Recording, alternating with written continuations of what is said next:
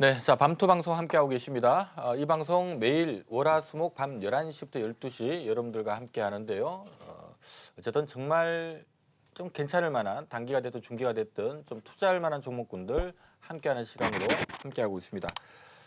이 정치라고 하는 건 기본적으로 불확실한 걸 제일 싫어하죠. 뭔가 시장에 위기가 좀 발생을 하면 돈은 또 안전자산으로 몰리게끔 되고 이러면 정치 수급이 보이고 이러다 보면 좀 내려앉는 경우가 있습니다만은 어쨌든 앞으로 돈도 많이 벌 것 같고 뭐 주가도 큰 부담이 없는 기업이라면 그런 조정이 나올 때가 항상 위기가 기회가 되는 경우가 많았던 것 같습니다.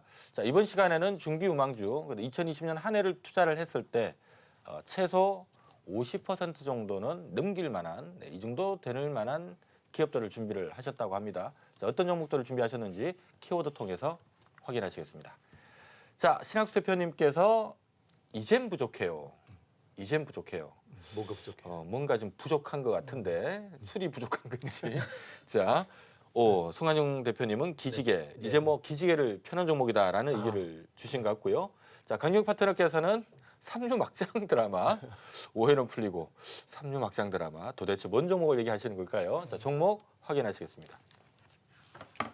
삼류 막장 드라마가 한전 KPS였네요. 한전 KPS. 네, 그리고 한국조선해양 사막콘덴서 준비를 하셨네요. 자, 중기유망주를 이 종목들 왜 준비했는지부터 우선 간략하게 좀 듣고 잠시 후 깊은 얘기 나눠보도록 하겠습니다. 자, 일단 한국조선해양이 기지개다. 네. 이제 수주 좀 들어온다. 뭐 이런 얘기겠네요. 저도 이름을 바꿨어야 될 것 같아요. 이춘풍 이렇게 썼어야 되는데. 그러니까 아니 우리 송강윤 대표님 네. 보면 상당히 센스도 있으시고 한데 오늘 좀 키워드 뽑는 거는 좀 영광이에요. 착한 컨셉이십니다. 네. 아니, 전 몰랐어요. 그래서 이렇게 하는지는. 네. 근데 지금 꽁꽁 얼어붙었던 조선업계가 지금 수주가 많이 들어오면서 봄바람이 불고 있습니다. 이제 조선업계가 뭐 2003년부터 2007년 차이나 플레이 시대 때 엄청난 그 글로벌 유동성이 유입이 되면서 적극적으로 중국이 경기 부양했고 이때 뭐 각종 원자재들 많이 실어나면서 조선들이 좋았잖아요. 이런 시대가 다시 도래를 할 것 같습니다. 물론 그만큼은 아니지만 그에 필적할 만큼의 좋은 흐름이 나올 것이다. 저는 이렇게 보고 있습니다. 네, 자, 뭐 이 조선사들 올해도 수주가 많다라고 합니다. 지난해처럼 너무 저가 수주만 아니면 네. 상당히 좀 좋지 않을까라는 생각이 좀 들긴 드는데 자, 한국조선해양 잠시 얘기를 들어봅니다. 이거 정말 궁금해요. 삼류 막장 드라마 오해는 풀리고 아니 한전 KPS에서 뭐 그런 일이 있었던 모양이죠. 무슨 얘기일까요? 보통 이제 삼류 막장 드라마를 보면은 오해가 오해를 낳고 막 이러면서 네. 스토리가 막 연결이 됩니다. 이 한전 KPS 같은 경우에도 사실 이제 우리 원전 관련돼서 아니면 화력 발전 관련돼서 이슈가 나오면서 주가가 굉장히 많이 하락을 했잖아요. 네. 근데 실적을 두고 보면은 사실은 실적이 그렇게 나빠지지 않았습니다. 배당도 굉장히 괜찮고요.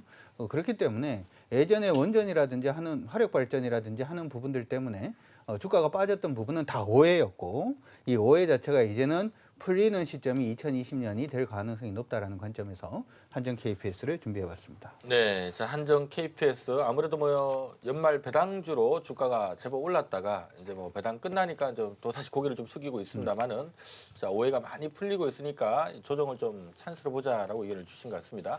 자 신학수 대표님께서는 이젠 부족해요 사막 콘덴서 MLCC가 부족하다는 얘기일까요? 그렇죠. 일단 뭐 제일 중요한 거는 사마콘덴서가 뭘 하는 회사인지 뭐 이런 것들도 굉장히 중요한데요. 사마콘덴서는요 모든 종류의 콘덴서를 다 만들어내는데요. 실질적으로 모든 제품에는 다 저항 콘덴서부터 콘덴서들이 다 들어갑니다. 여기에 이제 제일 큰 게 MLCC인데요. MLCC 같은 경우에는 산업이 고도화되고 또 스마트폰, 그다음에 전기차 뭐 이런 식으로 전문 그러니까 굉장히 복잡한 다단계의 제품군들 이런 쪽에 많이 필요하게 되는데요. 이게 이제 슬슬 부족하게 됐어요. 왜 부족할까요? 왜냐하면 중국 시장에서 저가로 들어오는 MLCC 이 부분을 해소할 수 있는 그런 여건이 만들어졌기 때문에 그렇습니다. 그래서 이 부분을 제가 세밀하게 분석을 해서 알려드리도록 할게요. 네, 자 2017년에 MLCC 공급 부족, 이 쇼티지가 발생을 하면서 뭐 관련된 기업들 굉장히 급등을 했다가 미중 무역 분쟁이 막 터지다 보니까 다시 이제 공급이 넘쳐나면서 그쵸. 주가 많이 빠졌는데 자 다시 부족하답니다. 어떤 내용들인지 잠시 후에 들어보도록 하겠습니다. 자, 아무튼 준비한 종목군들이 그래도 2020년 한 해를 놓고 봤을 때 한 50%는 올라갈 수 있는 위치입니다 하고 지금 준비를 하셨는데 자, 50% 뜰만한 정말 내용이 되는지 같이 한번 듣고 고민 한번 해보도록 하겠습니다. 자, 먼저 한국조선해양. 네. 이 무거운 종목이, 네. 이 덩치 있는 종목이 네. 50%씩 뜰 수 있을까요? 어떤 거를 좀 주목하고 있습니다. 얼마 기간 동안이라고 했죠? 올 한 해. 올 한 해 가능할 것 같습니다. 네. 일단 조선주들이 올라가려면 일단 유가도 좀 상승을 해야 되고 또 특히 이 조선주들의 움직임이 좋은 게 그 IMO 2020 황산화물 규제 때문에 그래요. 자, 이 IMO 2020 황산화물 규제가 왜 국제회사기구에서 했느냐? 우리가 단적으로 보시자고요. 크루즈 선박 한 척이 내뿜는 그 공기 오염 물질이 자동차 100만 대가 내뿜는 그런 오염 물질과 맞먹는다고 합니다. 그렇기 때문에 해양에서 우리가 배출하는 게 우리 생각보다는 훨씬 더 많은 그런 오염 물질을 배출하게 됩니다. 자, 그러면 이 규제를 피해가는 방법이 세 가지가 있어요. 하나는 저유압류를 사용한다든지 아니면 정화장추인 스크러버를 설치한다든지 아니면 LNG선을 구축해야 되는데 제가 보기에는 각각 이런 걸 사용하다가 마지막에는 LNG선 교체 쪽으로 가닥이 잡힐 것 같아요. 왜냐하면 우리 중고차 타다가 네. 뭐 고장 많이 나면 에이 하면서 그냥 새 차 사잖아요. 아니 중고차 그래요? 왜 이래요? 자, 이런 식으로 앞으로 그 LNG 교체 쪽으로 많이 가닥이 잡힐 것 같아요. 근데 LNG선은 아시다시피 우리나라가 수주가 엄청 높잖아요. 그래서 뭐 작년에도 마찬가지고 올해도 많은 부분을 수주를 했었는데 아까 우리 앵커님께서 그 말씀하셨어요. 실적이 안 난다. 네. 예, 수익이 안 나는 이유가 물론 뭐 저가 수주도 있겠지만 선박을 한 척 건조할 때마다 선가의 5% 정도를 그 로열티를 납부를 해요. 이 LNG 선에 보면 밑에 LNG를 담는 그게 화물창이라고 하는데 예전에 이렇게 동그란 거였는데 이게 이제 모스 타입이라고 하거든요. 그렇죠. 이건 안정성이 좋았는데 이제 대세는 90% 이상이 그 GT사에서 만든 멤브레인 타입입니다. 근데 이 멤브레인 타입은 우리나라에서 앞으로는 뭐 로열티를 안 줘도 돼요. 왜냐하면 우리나라가 갖고의 노력 끝에 한국형 화물창을 개발을 했어요. 이제 본격적으로 이 LNG선에 투입이 되게 되면 로열티를 안 줘도 되겠죠. 그리고 경쟁자도 있잖아요. 일본은 지금 모스 타입에서 허덕이고 있거든요. 중국도 뭐 이 멤브레인 타입 쪽에서 드라이브를 걸고 있지만 인도에 있던 뭐 LNG선이 폐선 처리가 되고 또 프랑스에다 또 이게 9척 건조해 줘야 되는데 이것도 인도 지연이 되고 있어요. 그러니까 쉽지가 않다. 요약을 해보면 상당히 조선업계는 우리나라가 화물창도 개발했고 또 황산화물 규제 때문에 상당히 업황이 좀 좋아질 수 있겠다. 그리고 마지막에 가서는요. 트럼프가 집권을 하게 되면 아마 중국을 잡기 위해서 고유가로 갈 것 같습니다.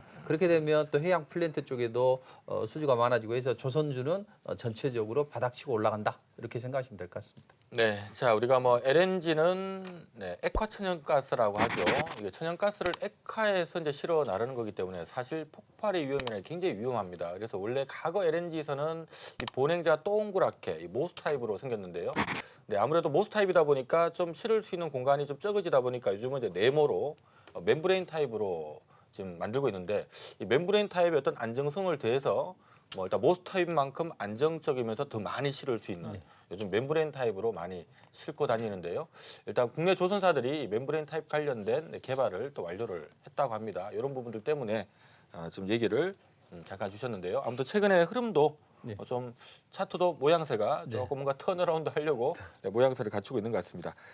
자, 막장 드라마 한정 KPS 얘기 좀 한정 KPS 내부에 어떤 막장 드라마가 있었지 않았나 오해를 할 수도 있을 것 같습니다. 여자친구가 거기 있는 자, 그런 거는 일단 아니고요. 자, 한정 KPS 2020년도 주목해야 될 이유 뭐가 있을까요? 일단 가장 중요한 부분은 종목이 실적 대비해서 저평가된 종목군들은 그 실적을 향해서 달릴 수 있다는 부분은 아마 다 알고 계시리라 생각이 듭니다. 사실 이제 한정 KPS 같은 경우에는 원래 실적이 우리가 이제 보통 생각을 할 때는 원전이라든지 화력 발전 관련된 종목이기 때문에 별로 좋지 않을 것이다 이렇게 생각들을 많이 하실 수가 있는데요. 거의 원래 2020년 실적은 사상 최대 실적을 낼 것으로 시장에서는 예상을 하고 있습니다. 왜 이렇게 현상이 일어나냐 하면 우리 정부에서도 이제 원전 부분을 이제 점차적으로 줄이는 과정으로 간다라는 얘기는 많이 들어보셨으리라 생각이 드는데요. 첫 번째 원전이 줄어드는 시기, 월성 1호기가 운행 중지가 되는 시기가 2023년입니다. 근데 2024년까지 원자력 발전소는 5개 정도가 지금 가동이 될 것으로 예상을 하고 있습니다. 따라서 이 부분 자체가 시장에서 생각했던 것만큼 실적이 줄어들 가능성은 없다는 거죠. 오해를 풀어야 됩니다. 두 번째 부분은 우리나라 원전이 해외로 수출이 안 된다 뭐 이렇게 생각들을 많이 하시는데요. 여전히 이제 우리나라 원전이 지금 아랍에미레이트라든지 아니면은 해외 다른 쪽으로 지금 수출이 되려고 지금 하고 있는 모습들도 보여지고 있습니다. 따라서 기본적으로 실적이 충분히 될 수 있는 종목이다라고 하는 부분 기억을 해두시면 좋을 것 같고요. 두 번째로 이 회사가 하는 일에 대해서 우리가 조금 생각을 해봐야 될 것 같습니다. 한전 KPS 같은 경우에 사실은 우리나라의 이제 전력 설비 자체를 유지, 관리, 보수하는 그러한 회사죠.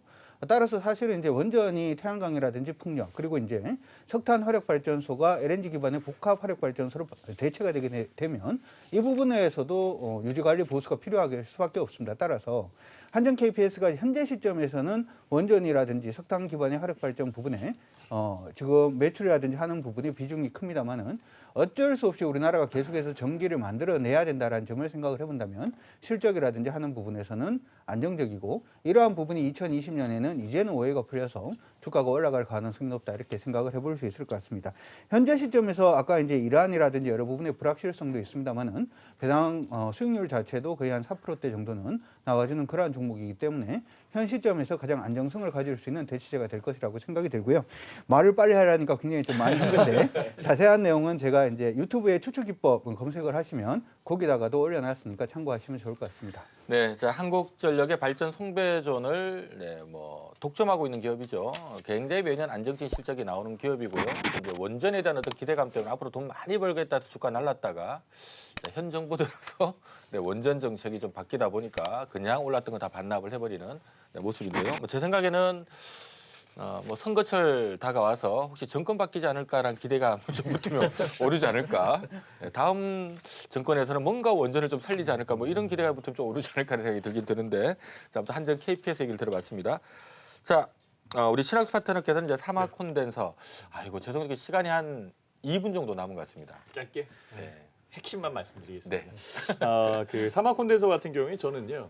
그 성장성, 그러니까 중기 포트이기 때문에 성장성과 수익이 꾸준하게 늘어날 수 있는 부분에 포인트를 잡았고요. 실질적으로 그 스마트폰 관련돼 있는 부분에 매출액을 보면 금방 알 수 있을 것 같아요. 자, 스마트폰 성장률이 3% 대역이래요. 3% 대역이면 얼마 정도 생산 출하량을 만드냐면 15억 2천만 대를 생산을 하거든요. 그러니까 3% 성장이 굉장히 큰 겁니다. 실질적으로. 여기에 1억 8,200만 대 정도가 5G 폰이고요. 앞으로 5G 폰 같은 경우에는 2억 대가 넘는다 이렇게 얘기를 해요. 문제는 뭐가 있냐면요. 이런 LTE 폰에 들어가는 MLCC는 한 800개 정도 되는데요. 5G 폰에 들어가는 MLCC는 1000개가 넘어가는 거죠. 그러니까 결과적으로는 MLCC가 굉장히 많이 필요하게 되는 그런 사업군에 속하는 겁니다. 물론 중국의 저가 제품들이 들어오기 시작을 해서 MLCC에 대한 가격들 이런 것들이 다운된 부분이 있었는데요. 지금은 이 부분이 훨씬 더 필요로 해져 있는 그런 상황이고 쓰임새가 더 많이 사용차가 더 늘었다라고 이렇게 생각하시면 딱 맞습니다. 그래서 그 사막콘덴서 같은 경우에는 실질적으로 현재 상황보다는 시간이 가면 갈수록 좋아지는 그런 여건으로 만들어진다. 그래서 MLCC 시장이 좀 더 이전보다는 좋아지는 그런 상황으로 만들어지기 때문에 이전에 사막 콘덴서의 가격이 10만 원이 넘었었던 그런 상황이었었는데요. 그 정도라면 실질적으로 중기 포트에 가능성이 있다. 그래서 수익을 낼 수 있는 부분으로 만들어진다라고 저는 보고 있습니다. 네, 자 사막 콘덴서에 대한 투자 포인트까지 들어봤습니다.